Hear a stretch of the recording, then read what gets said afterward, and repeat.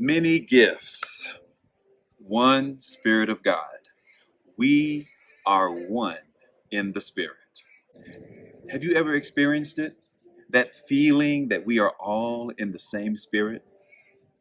Love, joy, peace, patience, kindness, faithfulness, gentleness, gratefulness, self-control. However it touches your life, it's all the same Spirit. Now, in the Greek, the word for fruit is singular. And in English, that same word fruit, it's singular and plural. So, for our purposes, we're just going to say fruit. No S, just fruit. Fruit it is.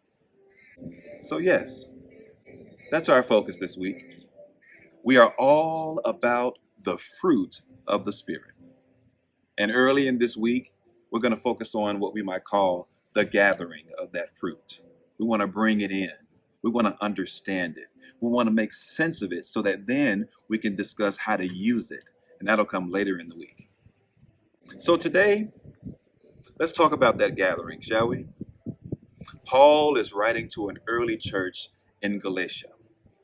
And he's trying to help them understand that faith is not just a personal matter. No. He's trying to help them understand that to be faithful, we can't just be in isolation. We can't simply be off on our own by ourselves. Faith is lived out in community. He tries to help them understand that faith is more than just rules. It's more than just rituals. We can't just limit our faith to gatherings, even though gatherings are good. We also have to live it out. We have to be among each other to do this thing we call faith. And the fruit of the Spirit, you know what they do? That fruit that we talked about before? They are intended to equip us with the tools, with the heart, with the pieces of living that we need to be that good community. Now, that church that Paul was writing to, remember that church in Galatia?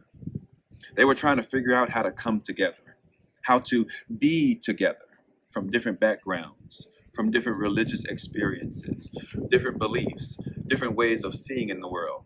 And they wanted to figure out how to be a community that followed Jesus in the midst of all that difference. Can you imagine that? No one thought the same. No one lived the same. No one approached the world the same.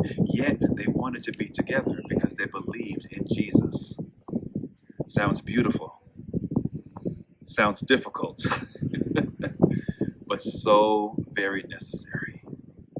It's a difficult task, and they were struggling, trying to figure out how to do it. So what does Paul do in his letter? He offers a reassurance. First, that they are loved. That God's love is where it starts. If we agree that we are loved by a wonderful, amazing Spirit God, that's where we can start. That's where the good work of community can begin. He understood the internal and the external pressures of being in community. And he wanted them to know that everything that they needed to do this thing called community, it was there among them. They didn't have to go looking for it. They didn't have to buy it, barter for it, purchase, none of that. No negotiating. It's all there with them and among them as a community. So how about we try this on this day one?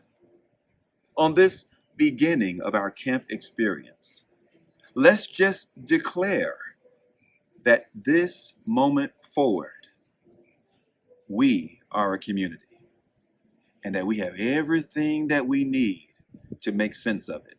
It's already here among us because our loving God is with us. So, as we're going about this business this week, as we're doing the work of community, let's all agree that we're going to help each other. We're going to help those who have been to camp before to open themselves up to something new. We're going to help those who are new to camp to go inside themselves, to find something ancient and powerful and beautiful and loving. We're going to help those who are nervous, who are having a tough time, who may be anxious or sad about the things happening in the world. We're going to help everybody coming to this moment in all kinds of different ways to find that place of excitement, to find that place of openness, to find that place of longing, to find that place of possibility in ourselves. Because when we do that, when we help each other this week, we're living out Jesus' call to community. And we are finding that place to say, yes, we're gathering, we're collecting, we're harvesting, we are being the fruit of the Spirit.